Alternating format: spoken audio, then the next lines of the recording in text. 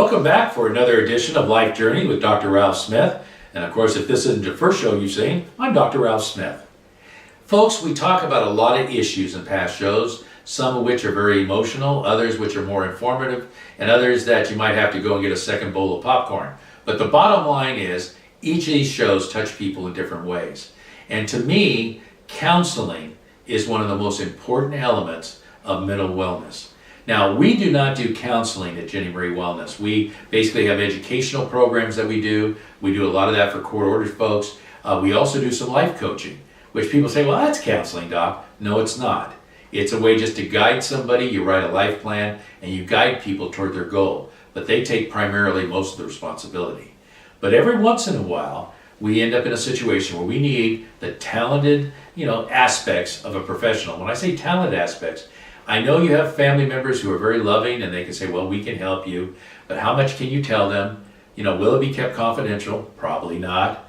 So when you go to a professional counselor, somebody who deals with a lot of different problems, who's not only has the education to help you, but has what we call street smarts and know how to deal with people, those are very valuable people, and they should be a valuable part of your life, because every one of us can run into problems where we need some counseling. So this show is called Counseling Connection. We're going to visit with a good friend of ours, Nate Maxwell, and he's going to talk a little bit about his background with you, and then we're going to talk about some basic counseling needs. But if you're back there shaking your head and saying, I don't need to watch this, I don't have any problems, then let me give you an analogy that hits home for you. Everybody who drives a car knows that whenever we go in to have our oil changed, that people will go and say, well, our mechanics will say, well, you need to go 3,000 miles or 4,000 miles, but you need to change it. You need to change your filter so that you don't burn out your engine. Because if you don't do the oil change, which is one of the most important things you can do for a car, that engine's going to go. And when it goes, you're talking about $1,000, $1,500, $2,000, let alone you start thinking about the transmission. Your human body, especially your emotional, whether it be psychological or psychiatric issues you need to address, but with a good counselor who cares about you, that trusts in you, you trust in that counselor and you respect that counselor, and I don't really care how many letters are behind his name or her name, is a valuable advisor that can keep you on the track. So consider it a little bit of an investment in doing an oil change in your car. You won't hesitate for a moment to do an oil change in your car. You won't hesitate to change the plugs, change the coolant.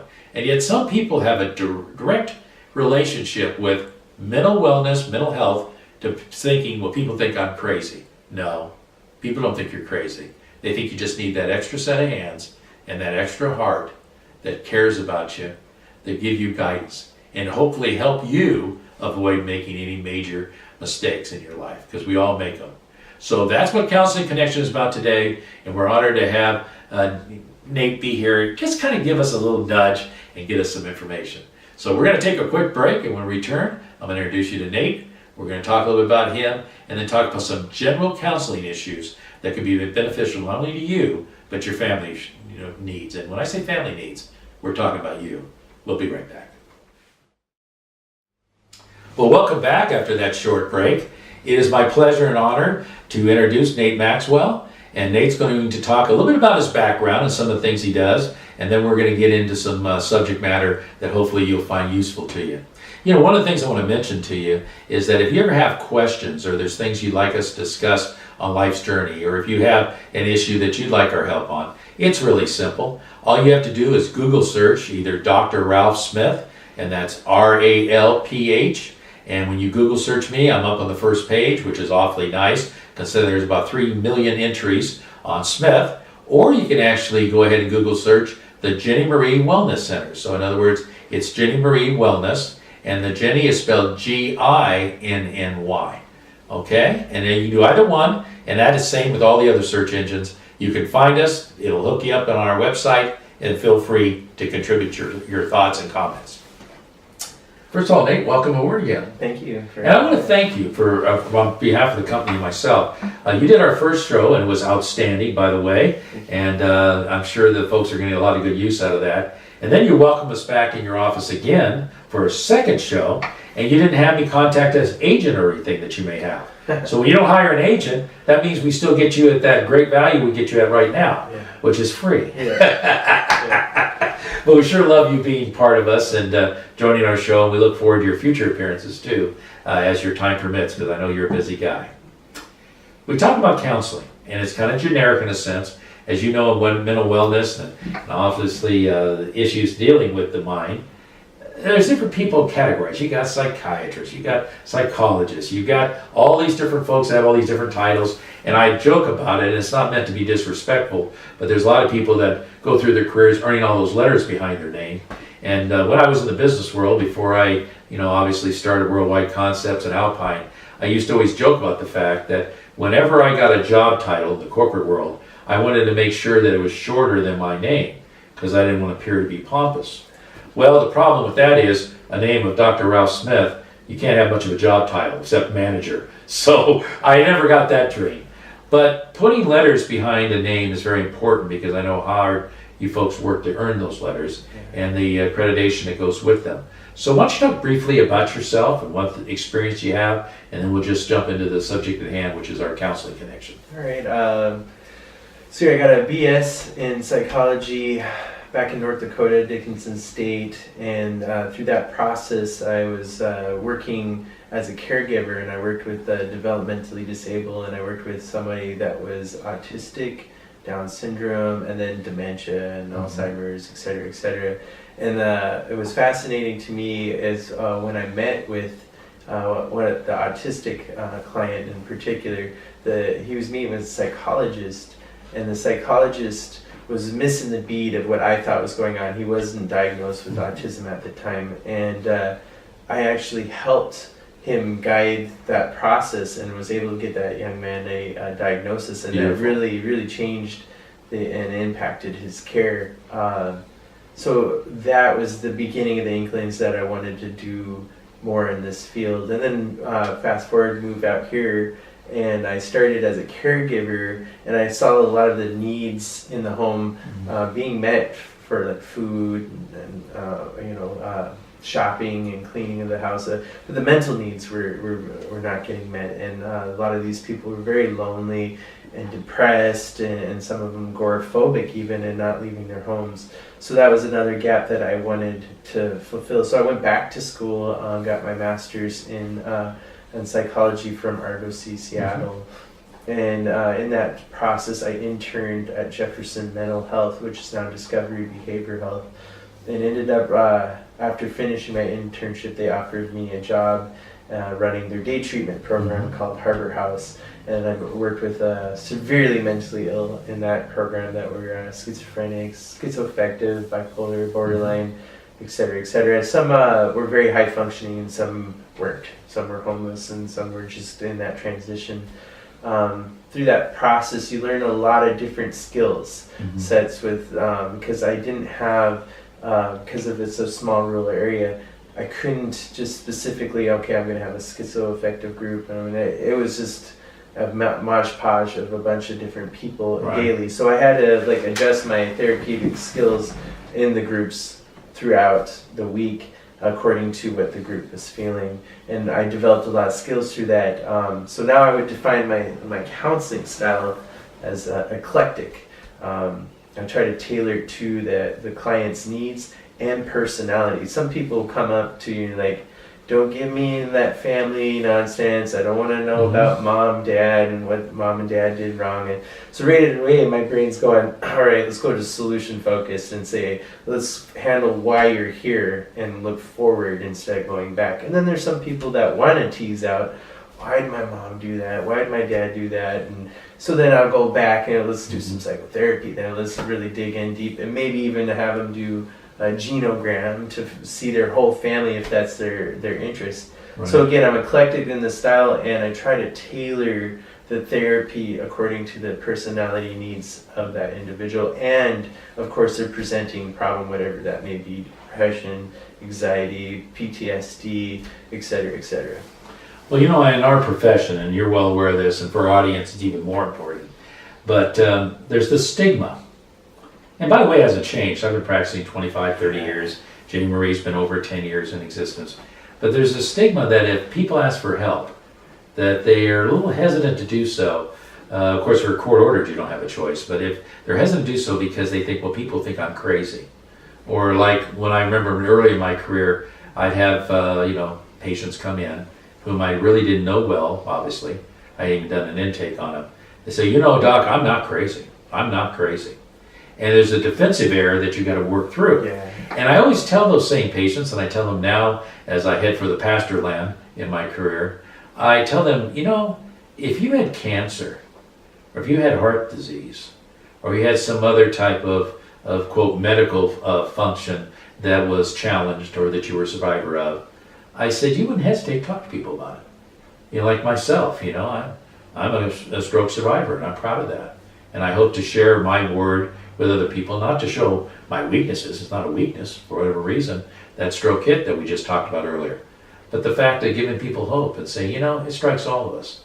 And I try to explain to this the fact, and I imagine you do the same thing, I don't know you as well as I plan to, but that a lot of our experience we get is not from all those books and all those degrees and all those things, but is working with people, as I call it, street smarts. And to do what we do, you have to love people. You want to help people. You're not always going to be like Dr. Phil and make millions and millions of dollars and have Oprah Winfrey discover you and put you on her show and then have all the success that Dr. Phil had, and I'm not taking that away from you. But for most of us who, quote, work in the trenches and help people, our blessings is not the money we make, because it's not as much as people think, but it's the fact that we get people to survive and they live a better life. Yeah. And that's what I refer to, without getting spiritual, as making our trip to heaven on good deeds instead of how often we appear at church. That's another subject. But here's the problem that I'd like you to discuss with our audience. When do you know, as far as a potential patient or a client, that you need counseling? What are the telltale signs of things that if you're starting to notice hitting you, that's telling you either indirectly or directly, I probably need to go see somebody? Can you share those with me? Well, there's a lot of things. First off, you want to rule out medical. Like, if you're not getting up in the morning and you're just feeling drained, you're sleeping too much or not sleeping at all, weight loss and all, first you want to rule out the medical issues. Okay. And if your doctor's saying there's nothing wrong, then it's and there's a possibility that it might be something that's holding back mentally, then that's one indication. Come talk to a counselor. And then there's other indications of just the sense of a fog. Some people describe, I feel like I'm in a fog now. I'm not my same person like I was. And that can be a variety of things. It could have been trauma. It could have been situational change. It could have moved. Could have had a family member move away, a good friend. So it's situational too. So that's where you can kind of guide at first, but you want to really rule out the medical possibilities, because there is a lot of physical stuff that can be caused because of depression and anxiety, and some people will even have with anxiety that physical sensation of their heart beating out of their chest in certain areas. Well, that could be something else going on, so AFib could be a possibility, and so get that ruled out first, and then if the doctor's saying, I can't find anything wrong, let's work on certain techniques to calm yourself so the heart doesn't race, and you can handle those situations, and finding those triggers that cause that anxiety to increase, and maybe working and teasing that out, and it will not only impact you feel you're limited in your life is another reason people come into counseling. I feel like I'm not quite to that percentage that I feel like it could be as a person. And that's another possibility for needing counseling, is feeling stuck and want to move forward in life. And so there's a lot of variety. So there's not one telltale, because everybody's so different, and there's 146 forms of therapy out there that is registered. That's the last time I checked. There might be more by now, Right. So that just speaks loads that people are different, their personalities are different, their perspectives are different, their history, culture, on and on. So why wouldn't there be a lot of different forms of therapy out there? So I try to, with my own therapy, is I'm eclectic, like I mentioned, and I try to do person-centered and allow.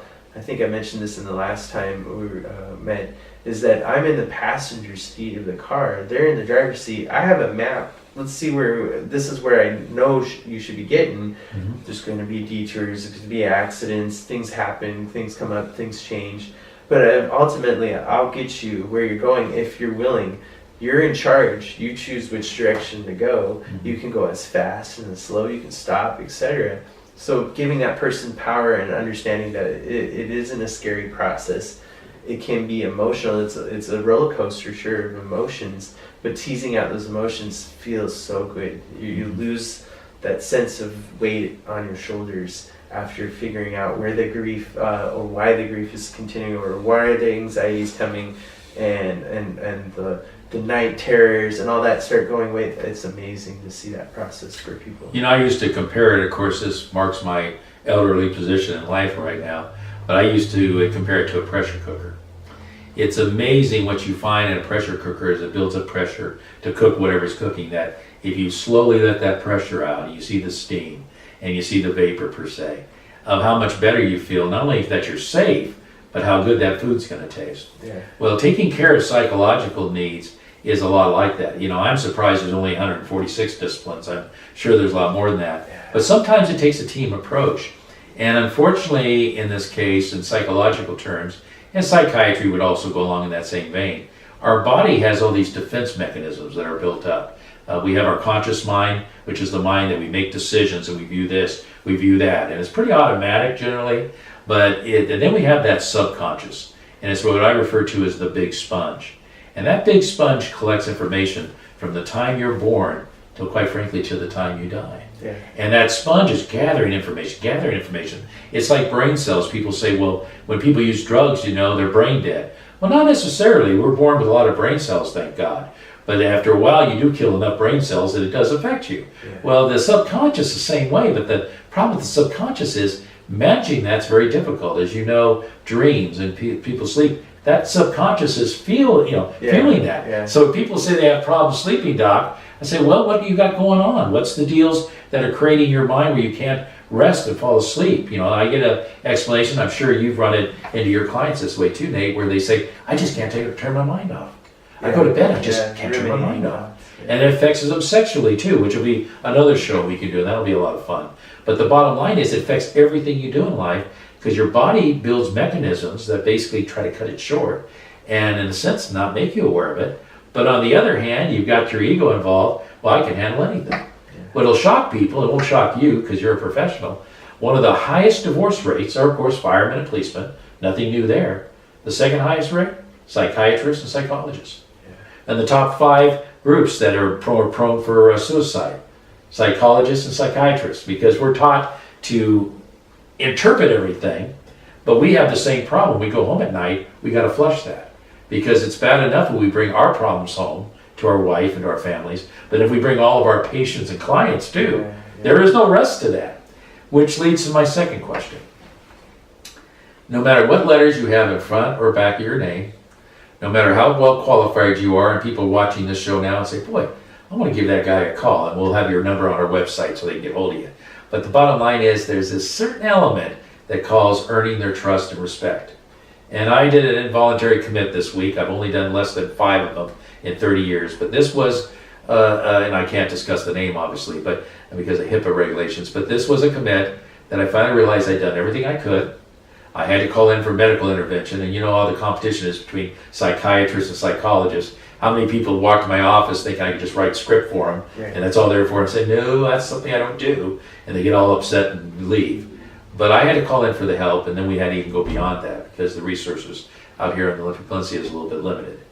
And actually I felt good when that commitment was done, because I was placing that individual in a place that they could give them a lot of help. They could do some evals that otherwise I wasn't either qualified to do or able to do. And I wanted to really make his life better so he could recover and live a good life. Mm-hmm. So that begs the question, how do you earn their respect? How do you earn their trust? I mean, they may come in here to your office based on a referral or somebody had a good experience to you. They may have it because you belong to an association or they saw those letters behind your name.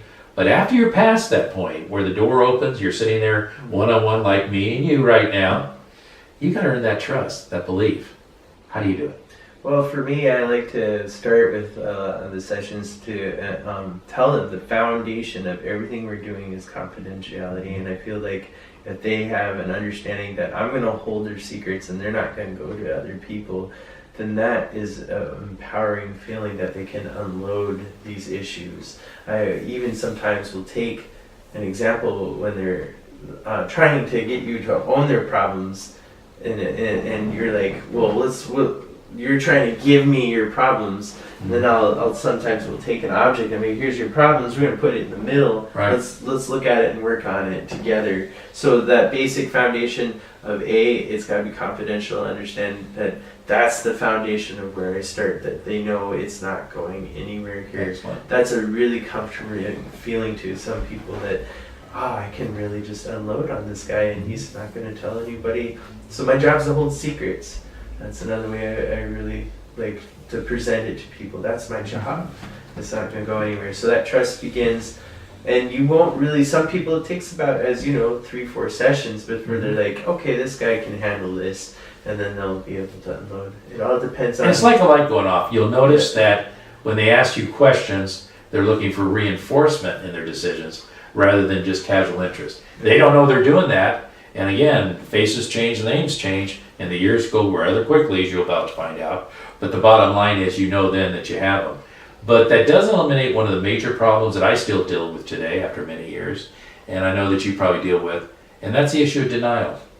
Denial and the fact that people will deny what a problem is and not even open their mind to hearing what you have to say. Denial by family members saying, oh really, we don't have a problem, our marriage is great. And you know it's not. Yeah. Basic question. How do you get around that denial factor? Because I fight that all the time. I use motivational interviewing, asking questions in such a way that eventually they come to the conclusion themselves that this is a problem, and doing it in such a way that they again come to the conclusion, not me pointing the finger, this is your problem. Instead of that feeling of guilt, if they feel empowered, oh, this is the problem that I can work on. And then separating and looking at the problem as another element that's not part of it. That's another aspect that I really try to focus on, especially with addiction. They really feel like I've been doing this for so long, it's in essence theirs. And if you can really look at the problem as something else other than them, and that they are a good person, it's really empowering and helpful for that healing process to go through for them. Those folks out there are watching us, and all of them have different challenges. We don't like using the word problems. That's a no-no in our books, of course. But different challenges. What have you found in the experience you've had, whether it was up in the Dakotas, which is a nice area, but I'm sure glad you live here in the Peninsula because it's beautiful here. A lot of wonderful people too. But what are the one or two maybe toughest challenges you face, or your patients or clients face, that you feel that need a special attention? So if somebody's watching this show right now, Nate, it would be a kneel down type of moment and saying, you know what, I know this is wrong, can you help me? And that to me what I refer to as a kneel down moment. And it's generated by the patient or the client. It's not you, because you're constantly receptive like this. But it's that moment when they really want their help. Can you name one? No names, we don't want to lose licenses here. But name one or two conditions that you sense come up quite often so the people out there who are watching the show can relate to it. I feel like with most diagnoses, they all come to that point, and that's the goal of my therapy, is to instill hope. And so at the point that they understand that I'm giving them hope, a lot of the time they're able to, I can do this now. It's that feeling of there's a light at the end of this dark tunnel I'm in, and this is the guy that's going to help me get through it. And that's usually where I go. I can't think of any specifics because I feel like that's just the part of the process. Right. And it's ingrained into. So it's getting the search to that point, yeah, and then coming up with possible solutions or recommendations. Right. And motivational interviewing, like I mentioned before, is a really good way of doing that. If they're into journaling, writing, narrative therapy is another good way. Again, there's a lot of different avenues you can take depending on the personality traits of the person and the issue that they're dealing with. This is going to sound corny, but we're kind of casual here on this show, so I'm going to run this back by you. When I talk about, Nate, the kneel down approach, that to me, when it happens to me, I can pick on it pretty quickly because, again, the faces change, the names change, but there's a lot of similarities. But the next best moment I tell people, and they look at me really bizarre, is that, when the day comes that you fire me and you're living a better life, I look forward to that day. Yeah. Not that you will ever not come back to me or hit a dip in the road where you need help, but when you fire me, that to me is a good thing. And it doesn't matter who it is, their income brackets, orientation, their presence in life, they give you that stunned look. But they don't understand that it is like that oil change, and I always go back to that example, where when you change that oil, you've given them another 3,000 miles, and they might have some trouble with the engine, and when they come back to you, you may not be able to help them, but you can refer them to somebody. Yeah. Life is the same way. And we're here such a short period of time. Some of us might live to be 100, but most of us won't quite make that threshold.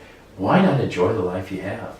I can't relive yesterday. I can live today, and I can look forward to tomorrow. And that's why we've got to get people to look at things. So with that in mind, and my final question of the day is simply this. What can those folks do who want to see you? And again, we'll have your name and the credits at the end and also on our website. What can these people do to prepare for a session with you? Because it costs money to talk to you, it costs money to talk to me, and I've always found the better prepared they are, the more we can get to the meat of the issue.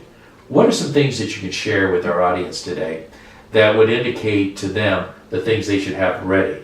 And I don't mean just the insurance card, I'm talking about the good stuff of making them live a better life. Well, I have a pretty detailed intake, and I don't charge for the intake. Excellent. I usually just meet with people, so I want them to feel that we're a good match. If they're not feeling it, why charge them for something? But that takes away one of the excuses, because I'm sure they're at the kitchen table and they're watching this show and say, yeah, I wonder how much this is going to cost me. Okay, that's off the table. That excuse is gone. So that's a good thing, and thank you for mentioning that. A lot of folks don't do that. That means you're doing it with this, and that's good. But tell me the couple things maybe, or things they should do to prepare for that first sit down with you. I know you have your forms, and we all do our surveys, but the bottom line is, what are the type of things they can bring into that first meeting so you can plug in rather quickly? One of the questions I asked for Zane is, what do you want to get out of this? And I use solution focused in that moment. If I could just give you a magical wand, poof, and your life is what you expected, and then it's exactly like, boom, it's what you want. What is that like? And then it's very powerful for them to be able to, oh yeah, well, I wish my life was like this, and they start able. So, where do you want to be?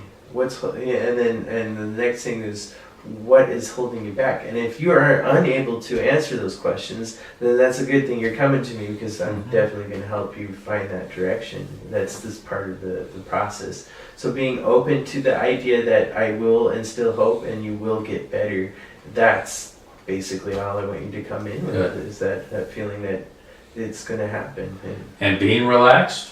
Yeah. Telling the truth. Yeah. I always tell folks, and I'm sure you do the same thing in a different way. We use different words and different terms, but if you're going to lie to me, you're wasting my time. Yeah. And I got other people that need my help. So you got to tell me the truth, no matter how ugly it is. I got to know the truth, and then you're always going to get the truth out of me. And if I feel you're facing some severe issues, or we need to go see a psychiatrist together and get you some med support or whatever, I will always tell you the truth. I will never lie to you. Yeah. And that's really, really important.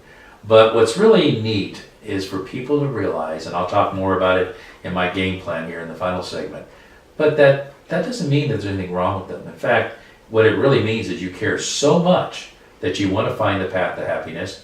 You want so much to be a happier, more approachable person. You care so much about your relationships, whether it be work relationships, family relationships, your relationship with God, for example, whatever it is, that you want to put yourself and in your heart in the best possible light. And sometimes we just can't do that by ourselves. Yeah. And that's what we have folks like Nate for. Yeah, okay. It's good. Outside perspective is very helpful. You can ask your friends, you can ask your family, but they're in the situation 9 times out of 10 with you, so they can't give you that outside perspective of saying maybe. Well, they have to worry about it might hurt your feelings. Yeah. It might affect the relationship, right. And we both approach it on the basis that when we succeed together, working with our patients and clients, we have a big win we celebrate, and being fired is just merely another inning in the ball game, and sooner or later they'll come back and feel comfortable coming back. Yeah, absolutely. Hey, that's cool. That's what we live for. Yeah. You're a good soul. Thank you, sir. Yeah, thank you. And you make sure you come back and see us some more. Oh, yeah. Because, I might want to take a vacation to San Diego and have you sit in the dock chair, okay? You're fine. All righty. And Sean will pay you as much as he pays me. Nothing. Thanks, my friend. Yeah, thank you. Folks, let's go ahead and take another break. When we get back, of course, it's a segment of the program everybody looks forward to, the game plan. We'll be right back. Welcome back into our game plan segment of our program. We had just an exciting visit with Nate, and if you didn't have a chance to catch the whole program, you can go visit our website, the website at PAPA, which is of course Muncie Area Public Access, which is our good friends there, and take a look at these shows. Sometimes you need to go through them 2 or 3 times, but the best thing you can do for Nate and I both is to actually have a family member or friend and say, I really wish they could see that show because I think it'll help them. And Nate and I will thank you in advance for doing that. The game plan. You don't have to admit that there's something wrong with you. That's not even the issue. You don't even have to think about the fact that maybe you're not mentally well or that people say you're crazy. None of that applies to the show. What this applies to the show is one basic, simple rule. And this is what applies. And this is your game plan. Are you really happy in life? Do you feel like you're living life to its fullest? Are you able to enjoy your victories as well as dwell in your defeats? Are you able to, every time you see your family members or your friends, to be able to give them a good hug and be genuine about the fact you're glad to see them? And then the final part of that whole qualifier is when you get up in the morning and you realize you got to make money, you got to do all these different responsibilities. When your feet first hit the floor, are you grateful to God that you have another day to build your legacy? Well, if the answer to that is yes, then this is really an easy game plan for you to follow. When you feel that you're a little sluggish, or I love Nate's term, in a fog. I've never heard that before, and that's outstanding. I might try to sneak in and use that in the book, in my last book, and give him credit for it, because that's a great way to put it. Look around and try to get some help. If you have mental health providers that all they want to do is charge you just to talk to you, you're wasting your time. Go on to somebody else.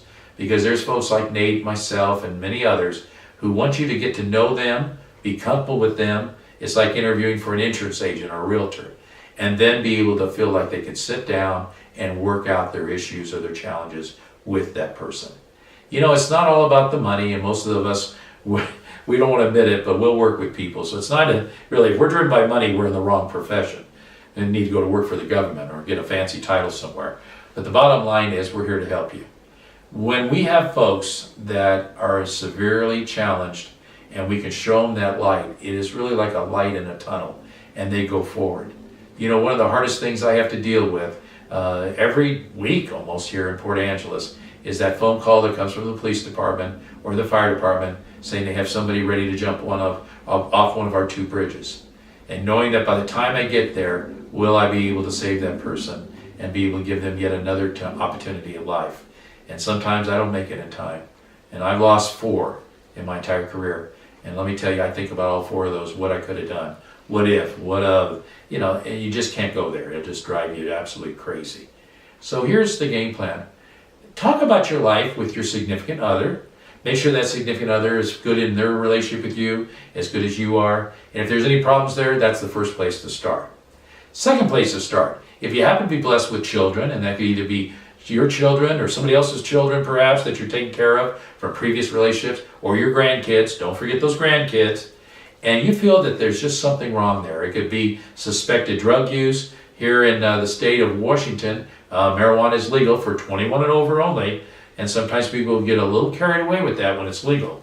So take a look if they have some serious drug issues. And then we'll go ahead and look Nate up, or look at somebody like us up in whatever community you may watch this show, because this is worldwide on the YouTube program or channel. Get the help up front. I can tell you, and even though I didn't ask Nate this question, and perhaps I should have, that we like to get in the front end of issues instead of the back end. Because when we're in the back end, it's like following a parade, and the elephants are the last thing in the parade, and you know what you're doing. You've got a broom and a pan to pick up their deposits, okay? We'd rather be in the front end. So give that some serious thought when you're around the kitchen table and you've got your family members there, or maybe even a reunion or Thanksgiving or Christmas or whatever way you get together. A lot of people on July 4th holidays, Memorial Day holidays, they have the reunions. And really listen. If you find yourself talking more than you're listening, then you're not doing your job, quite frankly. Listen. And if there's anybody that needs help, you can refer to our program, our website, as I mentioned before, jennymwellness.com, and just simply say, hey, I need some help. And I don't care if you live in the Dakotas or you live in the farthest reaches of Alaska. It doesn't matter to me. You let us know and we'll connect you with some help. And if you are in the area of Callum or Jefferson County here in Washington, a beautiful thing we call paradise, I know a real good guy, he's sitting off to my left, that can give you some help, and I'll be more than happy to refer you. So the point being is, recognize there may be a problem, take action to solve the problem, and then find somebody you can trust that you can partner. If you do those three things, you'll live a better life.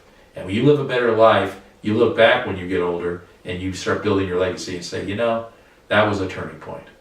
On behalf of Jenny Marie Wellness, certainly Nate Maxwell, and of course all the fine folks at Papa and all the other networks that we use to be able to tell our message, we thank all of you, and we invite you to tune in again and catch up with Life's Journey with Dr. Ralph Smith. And if you have any ideas that you'd like other subjects covered, we're all open. You take care of yourself, take care of one another, and God bless.